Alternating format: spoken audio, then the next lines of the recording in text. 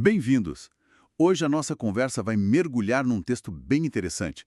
Ah, 1 Timóteo, capítulo 3. Isso mesmo. Ele funciona quase como um guia, né?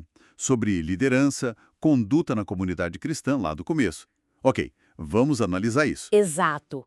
E é bom lembrar logo de cara, né, que essas eram instruções bem práticas. Era sobre como o pessoal devia se comportar na casa de Deus, que o texto depois vai dizer que é a igreja. Certo. E já começa com uma afirmação forte, tipo, desejar ser supervisor, o episcopos é querer uma nobre tarefa. Uma tarefa de peso, sem dúvida. Mas aí vem a lista, né? Uma lista de qualidades e parece bem rigorosa. O que, assim, salta aos olhos primeiro? Olha, a lista é detalhada. Primeiro, irrepreensível. E fiel no casamento, né? O texto fala esposo de uma só mulher. Um padrão alto já aí. Sim. E continua. Temperante, que é equilibrado, sóbrio, respeitável, hospitaleiro e, muito importante, apto para ensinar. Sugere que não era só administrar, mas instruir também. E tem as proibições também, né? Tem. Não pode ser apegado ao vinho, nem violento. Pelo contrário, tem que ser amável, pacífico e, um ponto crucial, não avarento, não amante do dinheiro. Isso era fundamental para a integridade. E aquela conexão que ele faz que eu acho muito forte entre liderar a igreja e, saber cuidar da própria casa. Nossa, sim. Versículos 4 e 5. Se alguém não sabe governar a própria casa, como cuidará da igreja de Deus? É muito direto. É quase um teste, né? Hum. A vida pessoal como espelho da capacidade de liderar o grupo maior. Precisamente. A ideia é essa. A gestão do lar, os relacionamentos ali, refletem a aptidão para a comunidade. E tem mais dois pontos que reforçam essa ideia de cuidado na escolha. Quais seriam?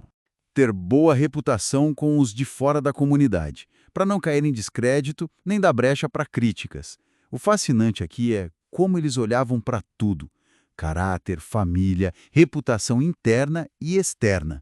Uma visão bem completa. Interessante. E além dos supervisores, o texto também fala dos diáconos, né? Os diaconoi, servos, ministros. Sim, outra função importante de serviço na comunidade. E as qualificações para eles? São no mesmo nível. Muito parecidas, na verdade. Também precisam ser respeitáveis, sinceros, o texto diz, de uma só palavra, quer dizer, sem duplicidade. Ah, importante isso, muito.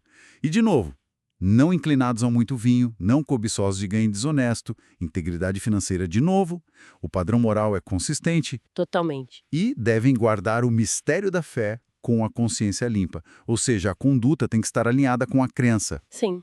E tem um detalhe. Eles precisam ser primeiramente testados antes de assumir a função. Um período de prova, então, Isso. para ver se realmente têm as qualidades necessárias. E olha só, de novo a menção à gestão dos filhos e da casa no versículo 12 e serem esposos de uma só mulher. É um padrão que se repete mesmo. Mas é aquele versículo 11, que fala sobre as mulheres, gera um pouco de discussão, né? Ah, sim.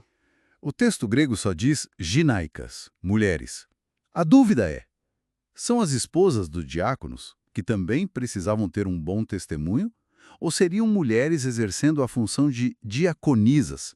E o que o texto exige delas? As qualidades são as mesmas. Respeitáveis, não maldizentes, ou seja, não fofoqueiras, sóbrias, fiéis em tudo. Isso levanta uma questão importante sobre a consistência. Independentemente de serem esposas ou diaconisas, a barra da integridade moral era alta para todos em posições de serviço. Então, depois de listar tudo isso para os supervisores, para os diáconos, para as mulheres, o autor meio que amarra o propósito disso tudo, né? Nos versículos 14 e 15. Exatamente. Ele diz que está escrevendo essas coisas para que se saiba como se deve andar, como se comportar na casa de Deus. E a descrição que ele dá para a igreja é bem forte. Muito forte. A igreja do Deus vivo, a coluna e firmeza da verdade. Quer dizer, a forma como a comunidade se organiza e vive com líderes íntegros é o que sustenta a mensagem da verdade que eles pregam. A estrutura serve à mensagem. Faz todo sentido. A ordem interna reflete e protege a verdade externa. Isso, não é só regra por regra. E aí vem o final do capítulo, o versículo 16, que soa diferente, quase como um poema ou um hino antigo. Sim, é lindíssimo. Resume o que ele chama de o grande mistério da piedade. É claramente sobre Cristo. Fala da manifestação dele, justificação, visibilidade aos anjos, pregação às nações, aceitação no mundo, glorificação. É um resumo da fé. Um credo antigo, provavelmente. Então, o que tudo isso significa? Juntar essas regras de liderança com esse hino sobre Cristo no final. É tipo, a boa ordem serve a essa grande história. Exato. É a ponte perfeita entre a ética prática do dia a dia da igreja e o coração da sua fé, que é Cristo. A conduta exemplar, a liderança íntegra, tudo isso existe para honrar e refletir esse mistério da piedade. Entendi. A estrutura e a ética sustentam a teologia? Perfeito. Isso nos deixa com algo para pensar, né? Considerando esses padrões antigos focados em caráter, família, reputação, o que disso ainda ressoa hoje? Ou o que contrasta muito com o que a gente espera de líderes, seja na igreja, na empresa, na política? Boa pergunta. Pois é. O que permanece fundamental sobre integridade e responsabilidade quando se trata de guiar qualquer grupo? Essa ênfase na vida pessoal como base para a liderança ainda vale?